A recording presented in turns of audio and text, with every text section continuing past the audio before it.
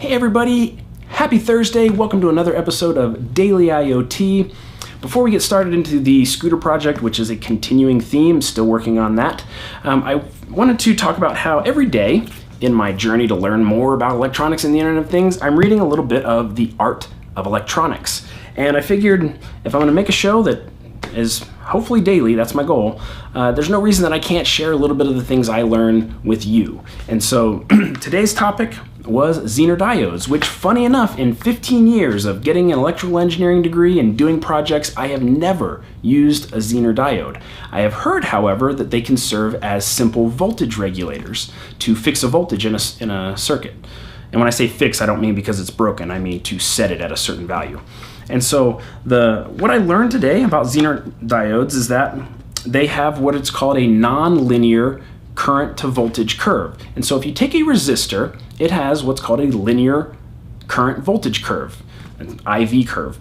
It's not really a curve, it's a straight line, because as you apply more voltage, more current goes through. And so it's a very predictable linear relationship between voltage and current. However, there are some components, like Zener diodes, where the current voltage curve is nonlinear. However, it is still predictable, and so we can do some interesting things with that in electronics applications. Specifically, if we can control the current within a certain range through that Zener diode, we can fix the voltage at a value that's based on the characteristics of the Zener diode that you're using. And so maybe this isn't the right term, but I'm thinking of it after reading that as like a poor man's voltage regulator. It's a cheaper component that can help you get a fixed voltage in a circuit in a pinch. Now, there are things that are much better at doing this, like actual voltage regulators. However, those are going to be a little bit more expensive, not prohibitively so for hobby projects, but it's just another option that you have out. There's lots of tools. A Zener diode is one for voltage regulation. And one of the other things that I learned from reading this today is that for higher voltages, and when I say higher, I'm talking about 5-6 volts, Zener diodes with those voltage characteristics have very good current voltage curves, meaning they're very stable at the voltage that they're listed at.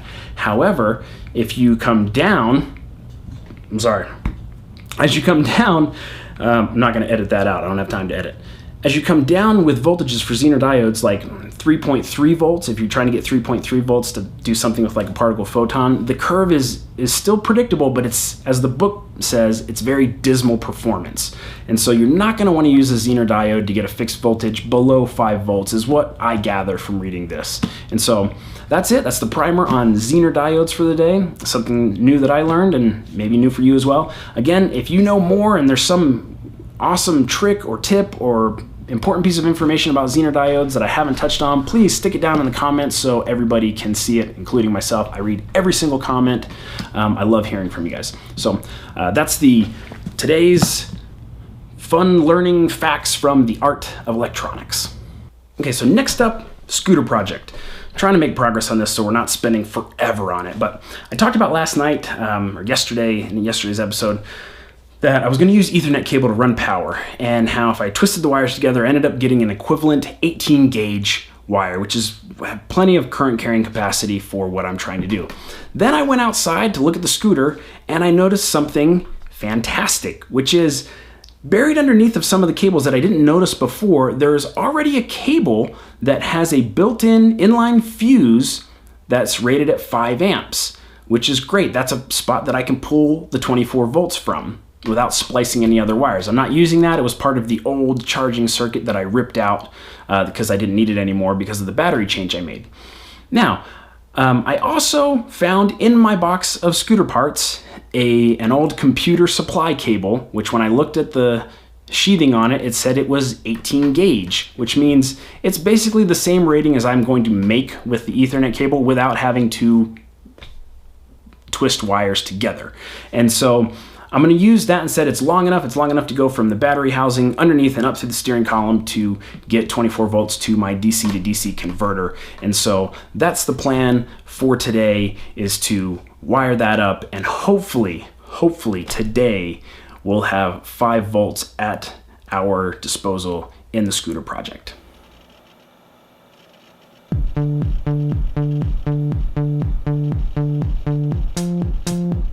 Here we go.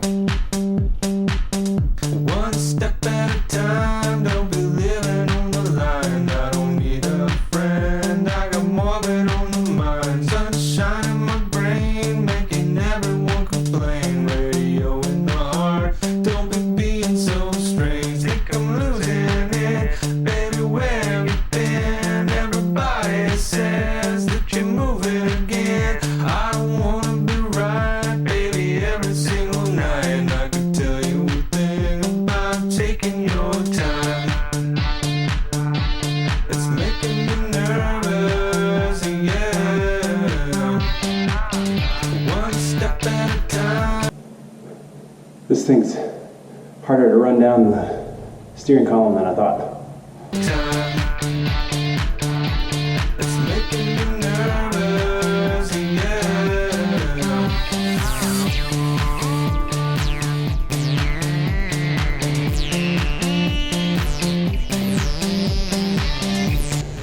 So I thought it was just a channel that if I took the deck off, I could just lay it in the channel, but of course it can't be that simple. It runs down the square pipe that is the middle of the chassis.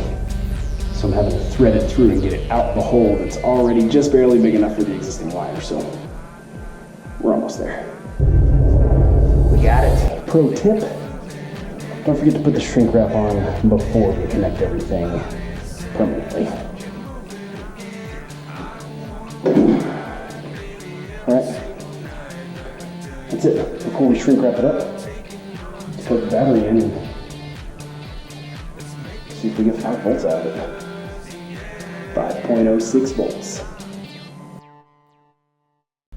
Alright, so we're in business. We've got 5 volts coming out, hooked up to the battery. The one thing I want to change is that now when the battery's plugged in, I'm always going to be charging or providing 5 volts. So it's going to drain my battery because it's going to be running all the time, 24/7. And so there's a switch up in the console for a light, a little old incandescent bulb in the steering column. I think we're going to repurpose that to be our 5 volt switch to power all of our 5 volt systems. So I got to run some more cable, but I'll do that. And then we just got to run a couple wires down for the LED strip and we should be looking pretty good. All right, that does it for today's episode. A little bit of Zener diode action, a little bit of scooter project, and you know, I'm showing some of this stuff, the mechanical things, running wire. It doesn't seem very IoT or electronics-y, but really when you're doing projects like this, and it's not something brand new from scratch, you have to go through some of these challenges of finding ways to run new wire and integrate systems, new systems into old things. And so I think there's some value to doing it. I appreciate everybody watching. Thanks so much. If this is your first time watching, your first episode, send me an email, kevin@sidwar.com. I would love to hear from you. Otherwise, I hope everybody has an awesome day, and we'll see you tomorrow. Daily IoT, the show where together we're learning how to make the Internet of Things one day at a time.